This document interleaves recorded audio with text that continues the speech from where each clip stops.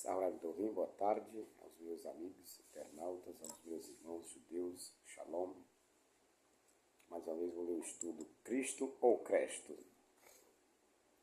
Suetônio foi um notável historiador e escritor latino que viveu entre os séculos I e II da Era Comum. Ele é mais conhecido pela sua obra Vidas dos 12 Césares, na qual narra a vida e as ações dos primeiros imperadores romanos, desde Júlio César até Domiciano. Suetônio teve acesso a fontes oficiais e privadas, mas também usou rumores, anedotas e fofocas para compor seus retratos biográficos. Em Vida dos 12 Césares, na seção sobre o imperador Cláudio, livro 5, 25, parágrafo 4, ele escreve: Ele, ou seja, o imperador Cláudio, expulsou os judeus de Roma, enquanto eles faziam insurreições contínuas sob seu líder Crestus. Ao lermos ou ouvirmos este nome, Crestus, é impossível não o associarmos a outro nome famoso, Cristo, em latim, Christus, e em grego, Christos. Portanto, não por menos, alguns historiadores cristãos pretendem ver aqui uma suposta autêntica referência a Jesus Cristo de fontes extra-bíblicas. E eu, pessoalmente, acho isso muito interessante. Vejamos se esta ideia se sustenta. Quem seria Crestus e o que ele representava entre os judeus de Roma? Há várias fontes a respeito, a começar pelo próprio nome. Crestus significa útil e, por extensão, bom, em grego. De acordo com a origem do nome, o mesmo era comum entre escravos libertos. Ao lermos a passagem de Suetônio, percebemos que ele certamente referia-se a uma pessoa real, e não a alguém que apenas inspirasse tal revolta. Quem era Crestus? Cresto. Ou que era ele? Na realidade, o termo Crestus ou Christos tem sido usado em associação a uma infinidade de pessoas e deuses, começando séculos antes da Era Comum. Crestos e seu plural, Crestoi, foram termos utilizados para descrever divindades, oráculos, filósofos, sacerdotes, oligarcas, cidadãos valiosos, escravos, heróis, pessoas falecidas e muito mais.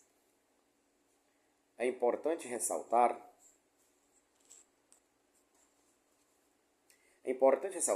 que Crestus parece ter sido título de santos aperfeiçoados em várias escolas ou irmandades de mistérios, associadas em particular à atividade oracular.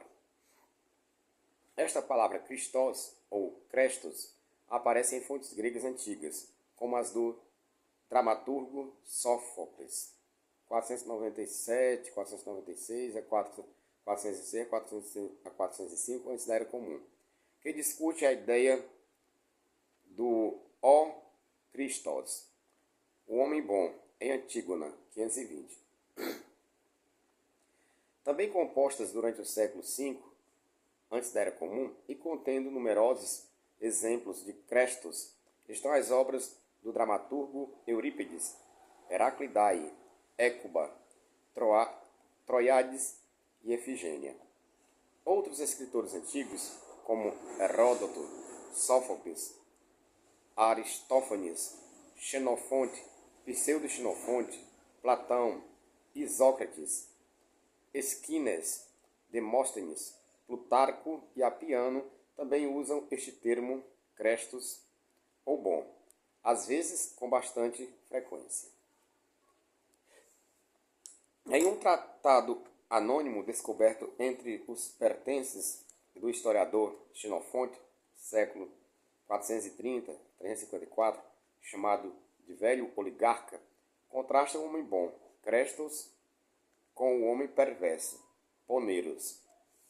Uma justa posição comum em toda a antiguidade clássica que também encontrou seu caminho no Novo Testamento, por exemplo, em Lucas 6,35. Um místico?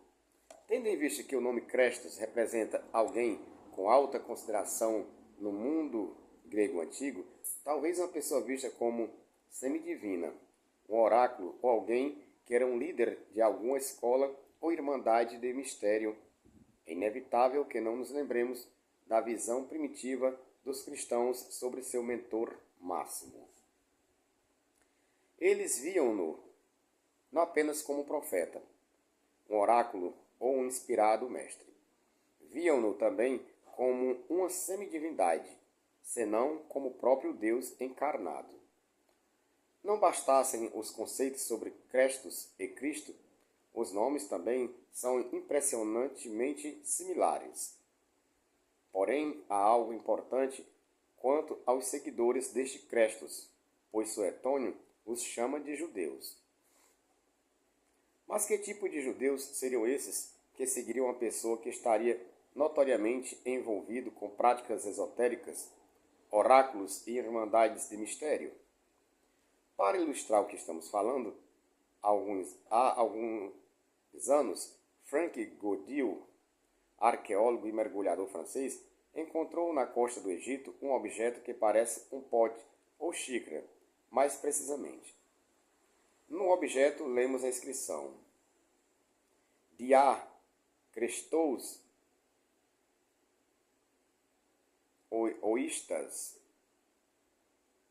Ogistas, mais ou menos. A palavra grega é meio complicada. Algumas traduções possíveis seriam: Tu estás encantado por meio de Crestos, ou ainda, um mago por meio de Crestos. É difícil, talvez impossível, dizer que a mesma pessoa mencionada neste objeto seja aquela da obra de Suetônio, se bem que o artefato aparentemente é do próprio século I. Mesmo assim, a associação é inevitável. Crestos é um nome associado à magia, às práticas e crenças esotéricas, aos oráculos e ao ocultismo. Cristo ou Cresto? Todo este enredo fica ainda mais interessante e estranho quando lemos em Atos 18:2 que dois personagens do NT, Áquila e Priscila, residentes em Roma, foram expulsos dali sob o governo de Cláudio, que de certa forma seria uma alusão ao banimento dos judeus da capital do império mencionado por Suetônio. Porém, é claro que um detalhe importante não fecha nesta história. Os judeus foram banidos de Roma por causa das agitações causadas por um tal de Crestos. E se, como muitos estudiosos cristãos dizem, isto seria uma referência aos cristãos primitivos ou ao próprio Jesus, a quem dão o nome de Cristo. Segue-se a narrativa do NT, tem algo a esconder. Nota-se que em Atos 18, versículo 2, menciona-se a expulsão dos judeus de Roma, sob Cláudio. Porém, não é mencionada a causa desta expulsão, coisa que já podemos encontrar na citação de Suetônio. Isto é por conta das insurreições e revoltas constantes dos judeus, sob seu líder Crestos. Poderia ser, então, que o que ocorreu no governo de Cláudio foi a expulsão de judeus que estariam causando dissoluções na sociedade romana por conta do que acreditavam, sendo os mesmos liderados por este enigmático personagem, Crestos? E se este Crestos fosse um mago, um místico helenista a quem se atribuía poderes ocultos ou algo do tipo? Poderia ser o caso, então, de que a suposta vida e obra de Cristo tenha sido inspirada, ou quem sabe até calcada, inventada, tendo por base os relatos acerca deste obscuro e rebelde Crestos judaico-romano? Estranhas conexões. Vale a pena lembrar que o NT também atesta que Jesus, chamado de Cristo, era visto em seus dias como um mago, tendo recebido visita de magos. Era visto também como um operador de sinais e milagres e até mesmo como alguém que tinha alguma parte com o oculto.